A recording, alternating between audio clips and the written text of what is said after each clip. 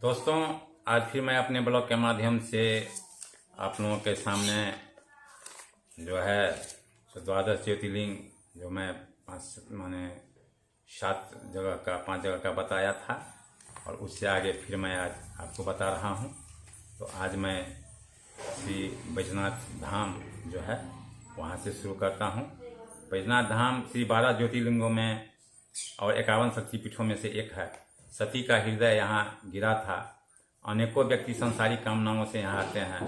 बैजनाथ मंदिर के घेरे में ही पुष्प व तीर्थों का सामान बिकता है, जिसे लेकर लोग मंदिर में प्रवेश करते हैं। श्री बैजनाथ शिवलिंग रावण द्वारा कैलाश से लाया गया था, जिसकी पूरी कथा संबंधित आप जान चुके हैं। लिंग मूर्ति ऊंचाई में बहुत छोटी है। आधार पीठ से इसकी ऊंचाई कम ही है। बैजनाथ मंदिर के घेरे में 21 मंदिर और है, जिसमें गौरी मंदिर मुख्य है। यहाँ का शक्तिपीठ, इसमें एक ही सिंहासन पर दुर्गा जी, त्रिपुर सुंदरी की 2 मूर्तियाँ हैं।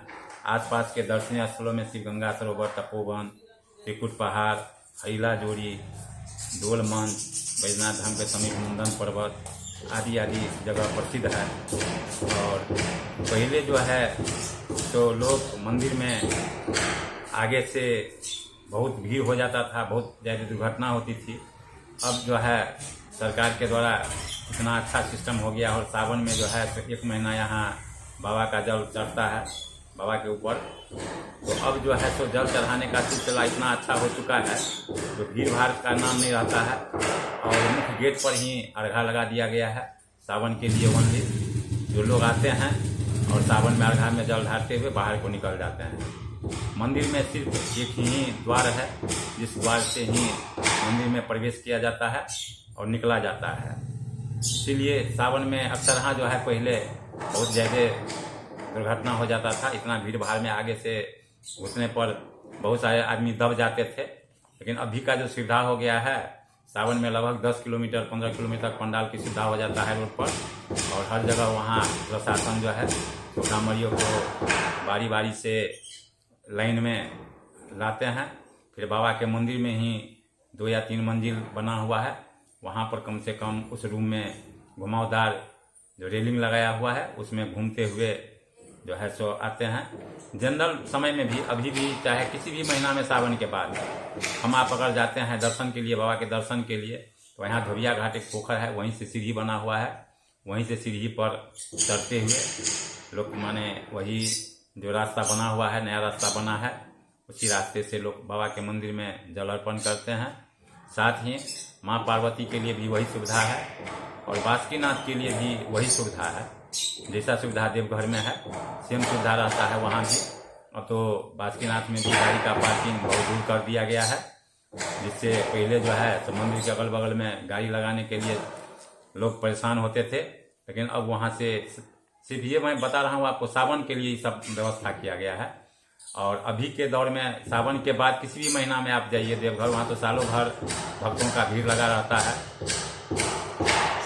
देश के कोने कोने से, विदेशों से भी भक्तगण आते हैं बाबा बैजनाथ और अपना जल अर्पण करते हैं, अपना मनोकामना रखते हैं।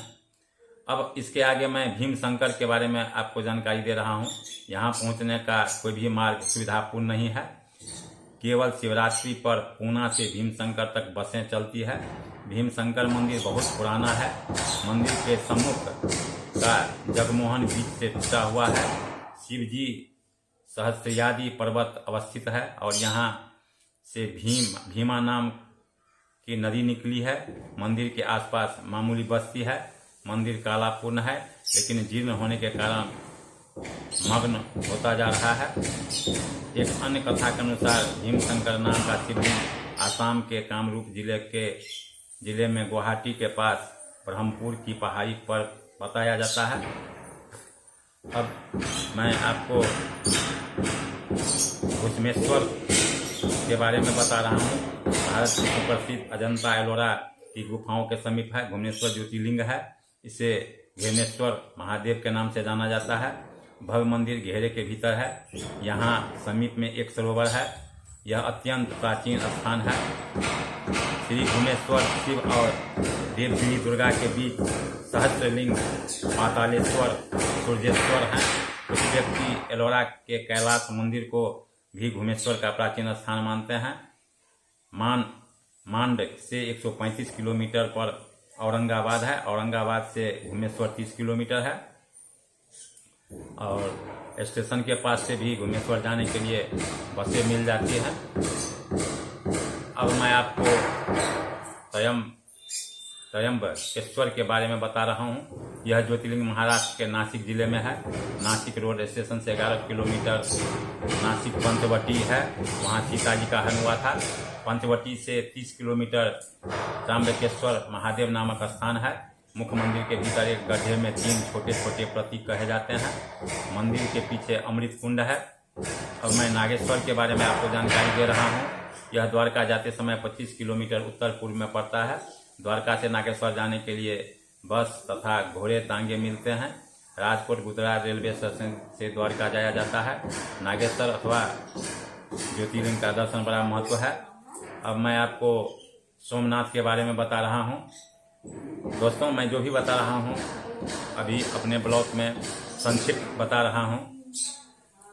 प्रभास पाटन, जहाँ सोमनाथ का प्रसिद्ध प्राचीन मंदिर है, इस पवित्र तीर्थ का उल्लेख ऋग्वेद, स्कंद पुराण और महाभारत में भी मिलता है।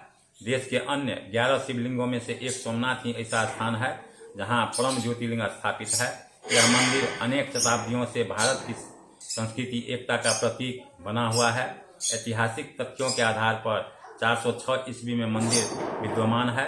मंदिर 26 स्वर्ण जड़ित खंभों पर खड़ा है। मंदिर के भीतर कक्ष में शिवलिंग स्थापित है जिसकी ऊंचाई 7 फीट तथा घेरा 3 हाथ का है। शिवलिंग जमीन से 2 हाथ गहरा गड्ढा है। पूजा के अवसर पर यात्रियों तथा ब्राह्मणों को बुलाने के दिन 200 मन घंटा लटका हुआ है। प्रतिवर्ष सावन की पूर्णिमा और शिवरात्रि तथा सूर्य ग्रहण के अवसर पर यहाँ भारी मेला लगता है। गुजरात राज्य के वेरावल नामक शहर के सोमनाथ के लिए बसें हर समय मिलती है। अब मैं आपको रामेश्वरम के बारे में बता रहा हूँ। ये चारों धाम में से एक धाम है। तो दोस्तों, मेरे जितने प्यारे भाइयों बहनों, आप सभी को मैं जो कुछ संक्षिप्त में आज बता रहा हूँ, और मैं प्रमोद कुमार खजोली मधुबनी से हूँ। अगर आपको मेरा ब्लॉग पसंद आए तो इसको आप लाइक सब्सक्राइब जरूर कीजिएगा। आपके लिए मैं हर दिन तरह तरह की नई नई बातें का जानकारी आपके सामने रखता हूँ। साथ ही नया चीज़ों का जानकारी आपके समक्ष लाता हूँ। इसलिए आप मेरे चैनल को सब्सक्राइब जरूर करें और बेल आइकन को जरूर दबावें ताकि आप जो भी नया नोटिफिकेशन हो सबसे पहले आप तक पहुँचे। और ये संक्षिप्त जानकारी मैं इसलिए आप लोगों को बता रहा हूँ कि आपके जितने भी इष्ट मित्र हैं अगर इस स्थान पर जाते हैं और मेरे ब्लॉग को अगर वो देख लेंगे तो बहुत सारा सुविधा उनको मिलेगा। कैसे जाना है, कैसे रहना है, कौन कौन सा मंदिर उसके अगल बगल में है। ऐसा न हो कि नहीं आप जान पाएंगे तो हो सकता है कि मेन मंदिर में जाके वहाँ से लोग घूम जाते हैं। और मेरा ब्लॉग के माध्यम से मैं जानकारी दिया हूँ। अगर इस स्थान पर आप जाते हैं तो आप जितना भी मंदिर मैं जानता हूँ उस मंदिर के बारे में आप लोगों के समक्ष रखा हूँ। और मैं भी रखा हूँ या 12 ज्योतिर्लिंग के बारे में आपको बताया हूँ। और ये 24 लिंगों का जो इतिहास नामक ग्रंथ है, उसी ग्रंथ से मैं आपके सामने मैं ये अपना जो भाषा माने समझा रहा हूँ, बता रहा हूँ, वह इसी महाग्रंथ से बता रहा हूँ। मद्रास में रामानंद जिले में दक्षिणी सीमा के अंत में रामेश्वर द्वीप है। 31 मील लंबा और 7 मील चौड़ा ये द्वीप पुराणों के गंधमादन पर्वत के नाम से वर्णित है। श्री राम के नाम पर इसका नाम रामेश्वरम हुआ। और रामेश्वर मंदिर के द्वीप पूर्वी तट पर इसका भवन बड़े विशाल है और ऊंची ऊंची दीवारों से घिरे हैं। ये पूरा मंदिर पूर्व से पश्चिम तक 865 फीट और उत्तर से दक्षिण 657 फीट के क्षेत्र में फैला हुआ है। उत्तर दक्षिण के पूर्व और 3 गोपुर हैं। केवल पश्चिम का गोपुर बना हुआ है जो 79 फीट ऊंचा है। अंतरिम प्रकोष्ठ में भगवान रामेश्वर नामक शिवलिंग स्थापित है तथा साथ ही उनकी शक्ति पर्वत बंदनी अम्भा विश्वनाथ स्वामी और उनकी शक्ति विशाल लक्ष्मी अम्भा भी है। एक गरुड़ स्तंभ है जो सोने के पात्रों में मढ़ा हुआ है। एक नंदी बना हुआ है जो 12 फीट लंबा है और 8 फीट चौड़ा है और 9 फीट ऊंचा है। यहाँ के खंभे अत्यंत विशाल है। बरामदे 4000 फीट लंबे और चौड़ाई 20 फीट है। इनकी ऊंचाई 30 फीट के करीब है। रामेश्वर दर्शन में ब्रह्म हत्या जैसा पाप नष्ट हो जाता है। तो दोस्तों, आज जो भी मैं आप लोगों को सुनाया हूँ वह जो है सो संक्षिप्त में सुनाया हूँ, और इससे पहले ब्लॉग में मैं आपको विस्तृत रूप में भी बता चुका हूँ। तो अगर आपको मेरा चैनल पसंद आया हो, मेरा ब्लॉग आपको पसंद आया हो, तो मेरे ब्लॉग को आप लाइक सब्सक्राइब जरूर कीजिएगा। और आपका आशीर्वाद जो है, मेरे भाई का आशीर्वाद, बहनों का आशीर्वाद मेरे ऊपर रहे, तो सदा मैं आपको नया नया जानकारी आपके सामने लाता रहूँगा। मैं अपने ब्लॉग के माध्यम से हर ढंग का फूल का पौधा, माने घर में कौन सा पौधा लगाना चाहिए, बागवानी में कौन सा पौधा लगाना चाहिए, मैं अपने हर ब्लॉग के माध्यम से आप लोगों को नई नई जानकारी दिया हूँ और आगे भी देता रहूँगा। आपको मेरा चैनल अगर पसंद आया हो तो मेरे चैनल को लाइक सब्सक्राइब जरूर कीजिएगा। साथ ही अपने इष्ट मित्रों को शेयर भी कीजिएगा, ताकि जो भी मैं जानकारी आप लोगों के सामने में रख रहा हूँ, आप अपने इष्ट मित्र को बताएंगे तो वो उस स्थान पर अगर जाते हैं, मेरे द्वारा बताए गए ब्लॉग में जो भी स्थान के बारे में बताया हूँ, उस स्थान पर अगर आप जाते हैं तो आपको निश्चित रूप से वहाँ जयदे माने उसको क्या कहते हैं कि जयदे आपको परेशानी होने का सामना नहीं करना पड़ेगा। उसके अगल बगल में कौन कौन सा मंदिर है, कौन सा पोखर माने तालाब है, कहाँ स्नान किया जाए, कहाँ जल चढ़ाने से क्या होता है, इस सब मैं अपने ब्लॉग के माध्यम से आपको जानकारी देने का कष्ट किया हूँ। तो आज मैं अपने ब्लॉग को यहीं विराम दे रहा हूँ। नमस्कार, जय हिंद, जय भारत, वंदे मातरम।